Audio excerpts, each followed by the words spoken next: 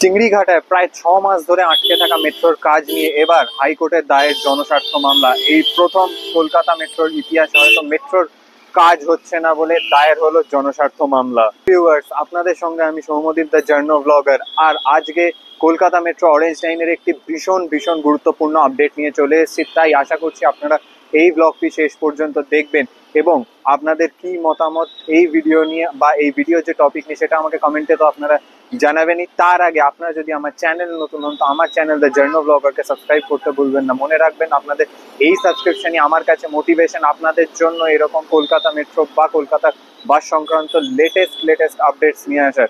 তো চলুন দেরি না করে আমার চ্যানেলটাকে সাবস্ক্রাইব করুন এবং শুরু করা যাক আজকের ভিডিও। আমাদের সবার মন খারাপ করে দেওয়ার জায়গা অর্থাৎ চিংড়িঘাটার সেই 366 মিটার যে ভায়াডাক্টে গ্যাপ, সেইখান থেকে মূলত আপনাদেরকে এর আগেও আমি তুলে ধরেছিলাম। গত মাসের জানুয়ারি থেকে নিয়ে লাস্ট এইখানে ভিডিও বানিয়েছিলাম আজ থেকে প্রায় 2 মাস আগে মেতে, এবং তখনও চিংড়িঘাটার সিন যা ছিল আজও তাই। আমি দেখছেনই দাঁড়িয়ে রয়েছি একদম চিংড়িঘাটা ক্রসিং এ। আর এইবার চিংড়িঘাটা ক্রসিং এ এই 366 মিটার যে গার্ডার লঞ্চিং এর কাজ যে হচ্ছে না, সেই কাজ না হওয়ার জন্য কলকাতা হাইকোর্টে দায়ের হয়েছে জনস্বার্থ মামলা। উপমন্যু ভট্টাচার্য নামে এক ব্যক্তি কলকাতা হাইকোর্টে দায়ের করেছে একটি জনস্বার্থ মামলা, যেখানে তিনি অবিলম্বে বিচার বিভাগীয় হস্তক্ষেপের দাবি তিনি জানিয়েছেন এবং এক রিটায়ার্ড জাজকে দিয়ে এই চিংড়িঘাটার মেট্রোর যে কাজ, সেই কাজ যাতে সুপারভাইজ করে এই কাজ যাতে অবিলম্বে শেষ করা হয় তার দাবি তিনি জানিয়েছেন একটি জনস্বার্থ মামলা অর্থাৎ PIL করে।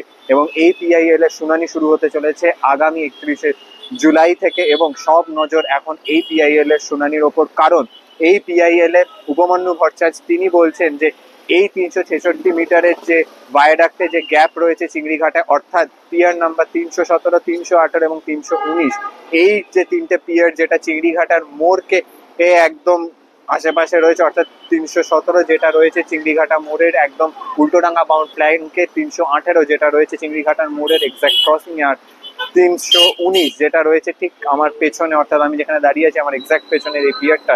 এই তিনটে পিয়ারের ওপরেই গার্ডার লঞ্চিং শেষ হলে কেটে যাবে ফাড়া আর মেট্রো পৌঁছে যাবে গৌরকিশোর ঘোষ স্টেশন আর জুড়ে যাবে IT সেক্টরের সঙ্গে কলকাতা মেট্রোর অরেঞ্জ লাইন। কিন্তু এই কাজই গত 6 মাস ধরে আটকে রয়েছে এমন অভিযোগ করেছেন উপমন্যু ভট্টাচার্য এই PIL এবং সেখানে তিনি বিচার বিভাগীয় হস্তক্ষেপ চেয়েছেন যাতে অবিলম্বে এই মেট্রো প্রকল্পের কাজ শেষ করা যায়। আমি আবারও সেই চিংড়িঘাটার ছবি আপনাদেরকে দেখাচ্ছি। আর আপনারা দেখেছেন এই যে গ্যান্ট্রি ক্রেন এই 317 নম্বর পিয়ারের ওপর সেই ফেব্রুয়ারি মাস থেকে আটকে রয়েছে, অর্থাৎ লাস্ট এইখানে চিংড়িঘাটায় যে কাজ হয়েছে সেটা হয়েছে ফেব্রুয়ারি মাসে। RVNL এর দেওয়া একটি ইনফরমেশন শিট যেটা উপমন্যু ভট্টাচার্য পোস্ট করেছেন, এবং সবথেকে বড় কথা উপমন্যু ভট্টাচার্যের যে PIL সংক্রান্ত যে পোস্ট, সেই পোস্টের লিঙ্ক আমি ডেসক্রিপশনে দিয়ে দিচ্ছি। আপনারা গিয়ে ওখানে PIL এর যে অ্যাপ্লিকেশন, সাথে RVNL এর দেওয়া লেটার এবং উপমন্যু ভট্টাচার্য যে রেলমন্ত্রী অশ্বিনী বৈষ্ণবের সাথে দেখা করেছিলেন, যখন অশ্বিনী বৈষ্ণব গত মাসে এসেছিলেন এইখানে অর্থাৎ সাঁতরাগাছিতে বিভিন্ন রেল প্রকল্প উদ্বোধন করতে, এবং অশ্বিনী বৈষ্ণব তিনিও এসে এই চিংড়িঘাটা নিয়ে তার দুঃখ প্রকাশ করেন। আমরা দেখেছি এর আগে মেট্রো রেলের GM P উদয় কুমার রেড্ডি তিনিও বলেছেন যে Chingrighata is a sad state and RVNL is continuously pursuing with the state authorities for an NOC at Chingrighatta so that work could be completed at the earliest and people get the benefit of the metro. But না, এবং RVNL এর দেওয়া শিটে যা উল্লেখ করা রয়েছে যে এইখানে কাজ বন্ধ রয়েছে গত 2 তারিখে ফেব্রুয়ারি থেকে, এবং এর আগে এপ্রিল মাসে আমি আপনাদের সামনে তুলে ধরেছিলাম যে চিংড়িঘাটায় কাজ বন্ধ থাকার জন্য এপ্রিলে যখন 3 থেকে 4 যখন 2 মাস হয়েছিল, প্রথম 2 মাস হয় এই কাজ বন্ধ থাকার, তখনই প্রায় 5.5 কোটি ক্ষতি হয়েছিল RVNL, 5.5 কোটি টাকার ক্ষতি হয়েছিল। সেটা টাইমস অফ ইন্ডিয়াতে প্রকাশিত সেই খবর আমি ডিটেলসে আপনাদেরকে অ্যানালাইজ করে দেখিয়েছিলাম। এবং এখনো পর্যন্ত হয়তো যে ক্ষতির পরিমাণ, সেই ক্ষতির পরিমাণ হয়তো আরও বেড়ে যেতে পারে। আপনাদেরকে দেখাচ্ছি আমি যে চিংড়িঘাটা এই মুহূর্তে কাজ তো বন্ধ রয়েছে, কিন্তু কবে এই কাজ শুরু হবে, এখন হাইকোর্টের নির্দেশে কবে কি হবে তার দিকে নজর আমাদের সবার। আমার আপনার মতো যে মেট্রো রেল ফ্যান সবাই আমরা এই মুহূর্তে তাকিয়ে মহামান্য আদালতের দিকে। এই ছিল চিংড়িঘাটার এই মুহূর্তের আপডেট, যে চিংড়িঘাটা নিয়ে দায়ের হয়েছে জনস্বার্থ মামলা। এছাড়াও চিংড়িঘাটার জন্য আমাদের এক মেট্রো রেলওয়ে ফ্যান পল্লব বাগচি তিনি একটি আরটিআই করে জানতে চেয়েছিলেন যে চিংড়িঘাটার এই মুহূর্তে কি স্ট্যাটাস। সেইখানে আরটিআই রিপ্লাইতে আরবিএনএল কি জানিয়েছে চিংড়িঘাটা নিয়ে, এবার সেই তথ্য আপনাদের সামনে তুলে ধরছি।